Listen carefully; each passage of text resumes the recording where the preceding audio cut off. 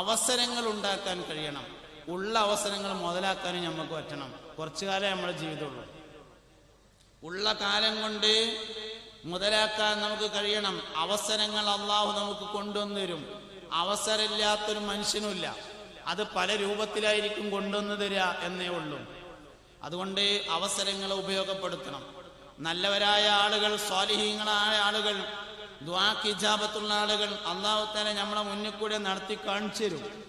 പക്ഷെ നമുക്ക് സ്വീകരിക്കാൻ പറ്റണം. വാസ്തവത്തിൽ നമുക്ക് ആദരവും ബഹുമാനമൊക്കെ ഉണ്ട്.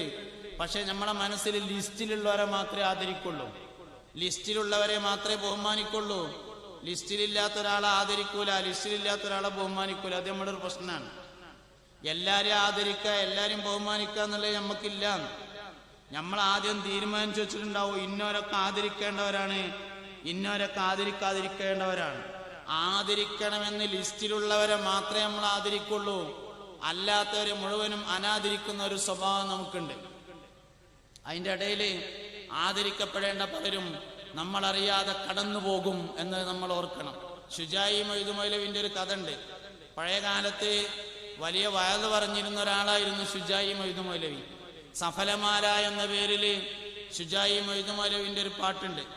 ഒരുപാട് നസീഹത്തുകൾ, സ്വർഗം, നരകം, മനുഷ്യന്റെ ജീവിതം, അഹങ്കാരം, വിനയം തുടങ്ങിയ ഒരുപാട് വിഷയങ്ങൾ അതിൽ ചർച്ച ചെയ്യുന്നുണ്ട്. സഫലമാല നല്ലൊരു സ്വാലിഹായ മനുഷ്യനാണ്. വിലായത്തിനെ പാട്ടുകൊണ്ട് ഒളിപ്പിക്കപ്പെട്ട ആളാണ് ഷുജായി മൊയ്തു മൗലവി. അള്ളാഹു പല വിലായത്തുകളെയും പലതുകൊണ്ടും മറച്ചു വെക്കും. ചിലത് പിരാന്തുകൊണ്ട് മറച്ചു വെക്കും, ചിലത് പാട്ടുകൊണ്ട് മറച്ചു വെക്കും, ചിലത് യാചന കൊണ്ട് മറച്ചു വെക്കും. വിലായത്ത് അള്ളാഹു പല വിഷയം കൊണ്ട് മറച്ചു വെക്കും. വിലായത്തിനെ ചിലപ്പം കർമ്മശാസ്ത്രം കൊണ്ട് മറച്ചു വെക്കും. ബഹുമാനപ്പെട്ട ഇമാം ഷാഫിഈ റളിയല്ലാഹു അൻഹു വലിയാണ് എന്ന വിഷയത്തിൽ നമുക്കാർക്കും തർക്കമില്ല. പക്ഷേ വിലായത്തിനെ കർമ്മശാസ്ത്രം കൊണ്ട് മറച്ചു വെച്ചിട്ടുണ്ട്. വിലായത്തിനെ പാട്ടുകൊണ്ട് മറച്ചു വെച്ച ആളായിരുന്നു ഷുജായി മൊയ്തു മൗലവി. പരിശുദ്ധമായ ഹറമിൽ പോയി 2 ഹറമുകളും സന്ദർശിച്ചു. റൗള ശരീഫ് സന്ദർശിച്ചു, സിയാറത്ത് ചെയ്തു. മുത്തുനബി സല്ലല്ലാഹു അലൈഹി വസല്ലമയോട് സലാം പറഞ്ഞു. പുന്നാര നബി സല്ലല്ലാഹു അലൈഹി വസല്ലമ തങ്ങളുടെ ഹദറത്തിൽ വെച്ച് ദുആ ചെയ്തു. അള്ളാന്റെ റസൂലിനെ മദീനയിൽ വെച്ച് സ്വപ്നത്തിൽ കണ്ടപ്പോ ഷുജായി മൊയ്തു മൗലവി പറഞ്ഞു, എനിക്ക് അള്ളാഹുവിലേക്ക് അടുക്കാൻ പറ്റിയ ഒരു വഴികാട്ടിയെ കാണിച്ചു തരണം എന്ന് പറഞ്ഞു. അള്ളാഹുവിലേക്ക് അടുക്കാൻ പറ്റുന്ന ഒരു വഴികാട്ടിയെ കാണിച്ചു തരണം എന്ന് പറഞ്ഞു.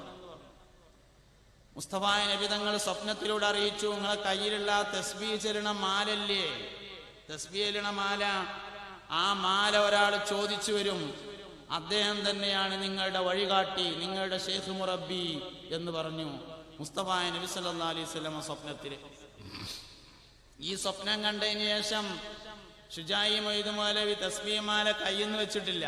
എപ്പോഴും ഇങ്ങനെ തസ്ബീഹ് മാലയിട്ട് ഇങ്ങനെ നടക്കും, ആരെങ്കിലും ചോദിക്കുന്നുണ്ടോ നോക്കാൻ വേണ്ടിയിട്ട്. മൂപ്പര് സ്വകാര്യത്തിൽ പിന്നെ തസ്ബീഹ് മാല പിടിച്ചില്ല, അതിങ്ങനെ കാണിച്ചു നടക്കും. കഅബ ഷരീഫിന്റെ മുറ്റത്ത് കൂടെ ഇങ്ങനെ കുറെ നടന്നു നോക്കി, മക്കത്തും മദീനത്തും ഒക്കെ കറങ്ങി നോക്കി, ആരും ചോദിച്ചില്ല. അവസാനം നാട്ടിൽ പോന്നു. വയലു പറയാൻ പോകും എന്നും വയലു പറഞ്ഞിട്ട് രാത്രി ബസ്സിലൊക്കെ കയറി, ലോറിയിലൊക്കെ കയറി രാത്രി മടങ്ങിയെത്തും. ഒരു സ്ഥലത്ത് ഇറങ്ങിയിട്ട് പെരേക്ക് നടന്നു പോകുമ്പോ ചൂട്ട് ഇങ്ങനെ കത്തിച്ചിട്ട് ഇങ്ങനെ മിന്നിയിട്ട് ഇങ്ങനെ പോകും. അപ്പൊ ഒരു ചെറിയ തട്ടുകട, ആ തട്ടുകടയിൽ നിന്ന് 25 പൈസ 50 പൈസ ഒക്കെ കൊടുത്തിട്ട് ഒരു ചൂട്ട് വാങ്ങിയിട്ട് ആ ചൂട്ട് കത്തിച്ച് ഇങ്ങനെ മിന്നിയിട്ടാണ് പോവുക. എന്നും ചൂട്ട് വാങ്ങും, അതിന്റെ പൈസ കൊടുക്കും. ഒരു ദിവസം വയല് കഴിഞ്ഞിട്ട് ഇങ്ങനെ മടങ്ങി വന്ന് ചൂട്ട് വാങ്ങിയപ്പോ കച്ചവടക്കാരൻ പറഞ്ഞു, ഇന്ന് പൈസ വേണ്ട, ആ തസ്ബീഹ് മാല ഇവിടെ തന്നാ മതി പറഞ്ഞു. ഷുജായി മൊയ്തു മൗലവി പറഞ്ഞു, ഈ തസ്ബീഹ് മാല അങ്ങനെ കണ്ട ചൂട്ടച്ചവടക്കാർക്കൊക്കെ കൊടുക്കാനുള്ള ഒന്നല്ല, തരില്ലാറുണ്ട്. ഈ തസ്ബീഹ് മാല തരില്ലായിരുന്നു, ഇത് അങ്ങനെ കൊടുക്കാനുള്ള മാല ഒന്നല്ല എന്ന് പറഞ്ഞു. അപ്പോ ചൂട്ടച്ചവടക്കാരൻ ചിരിച്ചിട്ട് പറഞ്ഞു, അള്ളാന്റെ റസൂല് തരാൻ പറഞ്ഞ തസ്ബീഹ് മാലല്ലേ, അവിടെ തന്നാടി പറഞ്ഞു. അതിലാണ് കൊടുത്തു തസ്ബീഹ് മാല. നമ്മള് ഒരുപാട് മനുഷ്യൻ അല്ലാഹു സുബ്ഹാനഹു വ തആല നന്നാകാനുള്ള അവസരം എല്ലാവർക്കും തരുന്നുണ്ട്. ഇത് എനിക്കുള്ള അവസരമാണെന്ന് മനസ്സിലാവാത്തതാണ് പ്രശ്നം. അവസരങ്ങൾ ഉപയോഗപ്പെടുത്താൻ കഴിയാത്തവന് ഏറ്റവും വലിയ പരാജയമാണ്. നമ്മളൊരു നല്ല അവസരത്തിൽ പ്രവേശിച്ചു കഴിഞ്ഞു, അതാണ് ഇൽമിന്റെ വഴി എന്ന് പറഞ്ഞത്. പലർക്കും കൊടുക്കാത്ത സൗഭാഗ്യം അള്ളാഹു നമുക്ക് വേണ്ടി നൽകിയിട്ടുള്ള ഏറ്റവും ഉന്നതമായ സൗഭാഗ്യം. അതുകൊണ്ട് ഉറച്ചു നിൽക്കാൻ നമുക്ക് കഴിയണം. ഇൽമിന്റെ വഴിയിൽ ശൈത്താൻ ശുയിപ്പാക്കണ അത്ര വേറെ ഒരു വഴിയിലും ശുയിപ്പാക്കൂല എന്നാണ്. ഏറ്റവും കൂടുതൽ പിശാചിന്റെ ശല്യമുള്ളത് ഇൽമിന്റെ വഴിയിലാണ്. കാരണം വരുന്ന തലമുറയെ കൂടി നന്നാക്കിയെടുക്കാൻ ആലിമുകൾക്ക് കഴിയും എന്നതിനാൽ അവരെ മോശാക്കാനുള്ള പ്രവർത്തനം, അവരെ പിന്തിരിപ്പിക്കാനുള്ള പ്രവർത്തനങ്ങളാണ് എല്ലാവരുടെ അടുത്തുനിന്നും ഉണ്ടാകുക. നന്നായി പ്രവർത്തിക്കണം. ഒരു പരാജയം ഉണ്ടാവില്ല. ഒരു ശൈത്താൻ വെറുതെ പറയാം, ഒരു പരാജയം ഉണ്ടാവില്ല. ചില അടിസ്ഥാനങ്ങളെയൊക്കെ നമ്മൾ മനസ്സിലാക്കണം. കുറച്ച് രക്ഷിതാക്കളും കുറച്ച് സ്ത്രീകളൊക്കെ ഈ സംസാരം കേൾക്കുന്നുണ്ട് എന്ന് നമുക്കറിയാം. ഞാൻ ഒരുപാട് കുടുംബ സംഗമങ്ങൾക്ക് പോകാറുണ്ട്, ഒരുപാട് കുടുംബ സംഗമങ്ങളിൽ പങ്കെടുക്കാറുണ്ട്. ഒരു കുടുംബത്തിൽ ഒരു തികഞ്ഞ മോലിയർ എന്തായാലും വേണം. എല്ലാവരും മോലിയന്മാരാവണം എന്ന് ഞാൻ പറയണില്ല, എല്ലാവരും അത്യാവശ്യം പഠിക്കണം എന്നേ പറയണുള്ളൂ. എല്ലാവരും ഒരു മുത്തഫരീദ്, ഒരു നൂറുൽ അബ്സാർ, ഒരു ഫത്വ മുഈൻ എല്ലാവരും ഓതണം. പഴയ കാലത്ത് ഓതിയിരുന്നു. എല്ലാവരും വലിയ വലിയ മൂല്യന്മാരാണെന്നല്ല ഞാൻ പറയണത്.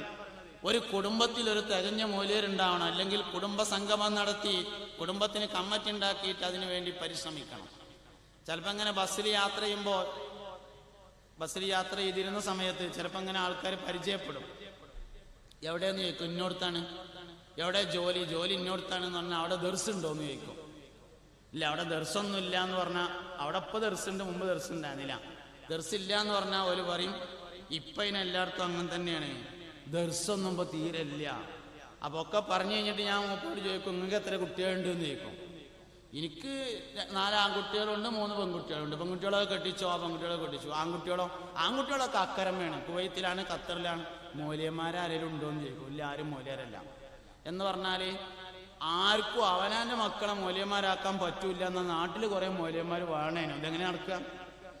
അതിനായിട്ട് ഇപ്പോൾ കുറേ മലക്കുകൾ മനുഷ്യരൂപത്തിൽ ഇറങ്ങി വരുമൊന്നുമില്ല. അവനാൻ്റെ കുട്ടികളെ മൂല്യന്മാരാക്കിയാൽ തന്നെ ഉണ്ടാവുള്ളൂ.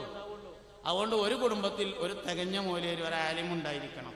വിഷയങ്ങൾ ചോദിക്കാനും പറയാനും അത് വളരെ അത്യാവശ്യമായ കാര്യമാണ്. അതിനുവേണ്ടി എല്ലാവരും പരിശ്രമിക്കേണ്ടതുണ്ട് എന്ന് രക്ഷിതാക്കൾ കൂടി ഉള്ള ഒരു സംഗമം എന്നുള്ള നിലയിൽ ഞാൻ നിങ്ങളെ പ്രത്യേകമായി ഉത്ബോധിപ്പിക്കാൻ ഉദ്ദേശിക്കുകയാണ്. അതുകൊണ്ട് ഇൽമിന്റെ വഴി എന്ന് പറയുന്നത് മൻ സലക ത്വരീഖൻ ഇലൽ ഇൽം സഹലല്ലാഹു ലഹു ത്വരീഖൻ ഇലൽ ജന്ന. ഇൽമിന്റെ വഴിയിൽ ഒരാൾ പ്രവേശിച്ചാൽ സ്വർഗത്തിലേക്കുള്ള വഴി അവൻ എളുപ്പമാക്കി കൊടുക്കുമെന്ന് അഷ്റഫുൽ ഖൽഖ് ത്വാഹ നബി സല്ലല്ലാഹു അലൈഹി വസല്ലം. ഇനി ഒരു കാര്യം ഞാൻ അങ്ങോട്ട് പറയട്ടെ. പഠിക്കണതിനനുസരിച്ച് വിവരമില്ല എന്നുള്ള വിവരമാണ് വേണ്ടത്, അല്ലാതെ എനിക്ക് വിവരമുണ്ട് എന്നുള്ള വിവരമല്ല വേണ്ടത്. അതിന് പഠിപ്പെന്ന് അറിയില്ല. നിറകുടം തുളുമ്പൂല എന്നാണ്, അരക്കുട തുളുമ്പുള്ളൂ എന്നാണ്. ഒരാൾ തോനെ പഠിച്ചാൽ ഓന് മനസ്സിലാകേണ്ട കാര്യം എനിക്കൊന്നും മനസ്സിലായിട്ടില്ല എന്നാണ്. ഈ ഭൂമിയിലേക്ക് അല്ലാഹു തആല ഇറക്കിയ വിവരം തന്നെ വളരെ കുറച്ചാണ്. ഒമാ ഊതീതു മിനൽ ഇൽമി ഇല്ലാ ഖലീല. നിങ്ങൾക്ക് അല്പമല്ലാതെ വിവരം നൽകപ്പെട്ടിട്ടില്ല എന്നാണ് പരിശുദ്ധ ഖുർആൻ പറഞ്ഞിട്ടുള്ളത്. ഭൂമിയിലേക്ക് ഇറക്കിയ വിവരം തന്നെ, അമ്പിയാക്കളുടെ വിവരം എടുത്താൽ തന്നെ കുറച്ചേ ഇറക്കിയിട്ടുള്ളൂ. അതിന് ദേശം നമുക്ക് കിട്ടുമ്പോത്തിന് നമ്മൾ വലുതാകരുത്. വിവരത്തിനനുസരിച്ച് മനുഷ്യൻ ചെറുതാവണം. നാഫിയായ ഇൽമ് എന്ന് പറഞ്ഞാൽ വലുതാകണ വിവരമല്ല, നാഫിയായ ഇൽമ് എന്ന് പറഞ്ഞാൽ ചെറുതാവുന്ന വിവരമാണ്. അപ്പോൾ വിവരം പഠിച്ചാൽ കിട്ടേണ്ടത് വിവരം ഉണ്ടായില്ലല്ലോ എന്ന വിവരമാണ്. അതിനാണ് ഒറിജിനൽ വിവരം എന്ന് പറയുന്നത്. അതുകൊണ്ട് വിനയത്തിനാണ് മനുഷ്യന്റെ വിജ്ഞാനം ഉപകരിക്കേണ്ടത്. അവനെയാണ് ആളുകൾ അംഗീകരിക്കുന്നത്, അവനെയാണ് മലക്കുകൾ അംഗീകരിക്കുന്നത്, അവനെയാണ് അള്ളാഹും അംഗീകരിക്കുന്നത്. ഏറ്റവും വിവരമുള്ള ആൾക്കാരൊക്കെ നമ്മൾ നോക്കിയാൽ അന മദീനത്തുൽ ഇൽമി വ അലിയുൻ ബാബുഹാ എന്ന് പുണ്യ നബി സല്ലല്ലാഹു അലൈഹി വസല്ലം പറഞ്ഞിട്ടുണ്ട്. സയ്യിദ്ന അലി റളിയല്ലാഹുവിനെ കുറിച്ച്, ഞാൻ ഇൽമിന്റെ പട്ടണവും അലി അതിലേക്ക് പ്രവേശിക്കാനുള്ള വാതിലുമാണ് എന്ന് അഷ്റഫുൽ ഖൽഖ് ത്വാഹ നബി സല്ലല്ലാഹു അലൈഹി വസല്ലം പറഞ്ഞ അതേ അലി റളിയല്ലാഹു അൻഹു ഒരിക്കൽ പറഞ്ഞിട്ടുണ്ട്, നമ്മളെപ്പോഴും കൂടെ നടക്കുന്നത് പുണ്യ നബിന്റെ കൂടെയാണ് സല്ലല്ലാഹു അലൈഹി വസല്ലം. നബി സല്ലല്ലാഹു അലൈഹി വസല്ലം തങ്ങളുടെ കൂടെ എപ്പോഴും നമ്മൾ സഹവസിച്ചിട്ട് നബിയെക്കുറിച്ച് പോലും നമുക്കുള്ള വിവരം ഉറയിലിട്ട വാളിനെ പോലെയുള്ള വിജ്ഞാനമാണ് എന്നൊരിക്കൽ പറഞ്ഞു. ഉറയിലിട്ട വാളിനെ പറ്റി എന്ത് വിവരം ഉണ്ടാകുക? അതൊരു വാളാന്ന് മനസ്സിലാവും, അത്രേ ഉള്ളൂ. ഇരുമ്പാണോ, സ്റ്റീലിന്റെ ആണോ, വെള്ളിന്റെ ആണോ, മൂർച്ചുണ്ടോ, വെള്ളിന്റെ കെട്ടുണ്ടോ, സ്വർണത്തിന്റെ കെട്ടുണ്ടോ, ഒരൈഡിയും കിട്ടൂല. ഒരു വാളാണ് എന്ന് കിട്ടും, അത്രേ കിട്ടുള്ളൂ എന്ന് സയ്യിദുന അലി ഇബ്നു അബീ ത്വാലിബ് റളിയല്ലാഹു അൻഹു പറഞ്ഞിട്ടുണ്ട്. അതുകൊണ്ട് ഞാൻ തുടങ്ങിയോട് തന്നെയാണ് പ്രസംഗം അവസാനിപ്പിക്കുന്നത്. അന്തമില്ലാത്തൊരനന്ത കോടിയാണി അന്ത്യലോകത്തിൻ്റെ അന്തർഭാഗത്തിൽ അന്തമില്ലെങ്കിലും അന്തമില്ലെന്നുള്ളന്തമുണ്ടാവലാണ് ഏറ്റമന്തം. ജ്ഞാനിയും അജ്ഞനും തമ്മിലുള്ളന്തരം ആനയും പേനും കണക്കയത്രേ.